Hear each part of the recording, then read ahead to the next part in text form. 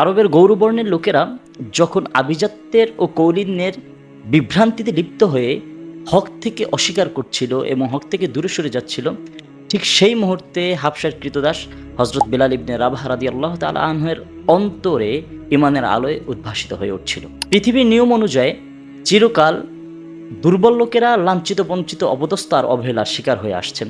ঠিক তেমনি হজরত বেলাল রাদিয়াল্লাহু তাআলা আনহুর সামাজিক অবস্থানের কারণে তার উপর অবর্ণীয় সব কষ্ট এবং লাঞ্ছনা ধেয়ে আসছিল।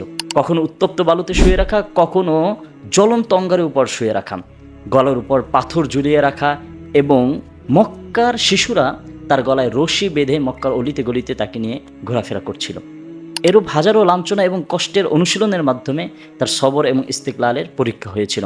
তারপরও এই মহান মনীষী এতটা পাষণ্ডর শিকার হওয়ার পরেও তিনি তাওহীদের শক্ত রশিকে হাতছাড়া করেননি। হযরত বেলাল রাদিয়াল্লাহু তাআলা আনহু ছিলেন সেই প্রথম ব্যক্তি যার উপর আজানের দায়িত্ব অর্পিত হয়েছিল, যার মর্মস্পর্শী আজানের ধ্বনিতে নারী, পুরুষ, বৃদ্ধ, বালক কেউ ঘরে বসে থাকতে পারতেন না। সকলে মসজিদে চলে আসতেন। যখন মসজিদ তাওহীদের ধারক বাহকদের ভিড়ে জমে উঠত, তখন তিনি রাসূল আকরাম সাল্লাল্লাহু আলাইহি ওয়াসাল্লামের দুয়ারে গিয়ে হাইয়া আলাল ফালাহ, হাইয়া আলাস সালাহ বলে তিনি ডাকতেন। হযরত বেলাল রাদিয়াল্লাহু তাআলা আনহু রাসূল আকরাম সাল্লাল্লাহু আলাইহি ওয়াসাল্লামের ওফাতের পরে সিরিয়া গমন করেন।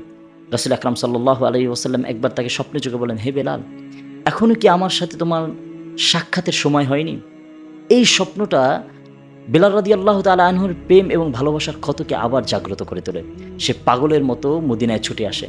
কাটা মোরগের মতো রাসূল আকরাম সাল্লাল্লাহু আলাইহি ওয়াসাল্লামের রওজার এপাশ থেকে ওপাশ, ওপাশ থেকে এপাশ ছোটাছুটি করতে থাকে। রাসূল আকরাম সাল্লাল্লাহু আলাইহি ওয়াসাল্লামের এই নিবেদিত প্রাণ সাহাবী হিজরি 20 সনে ইন্তেকাল করেন।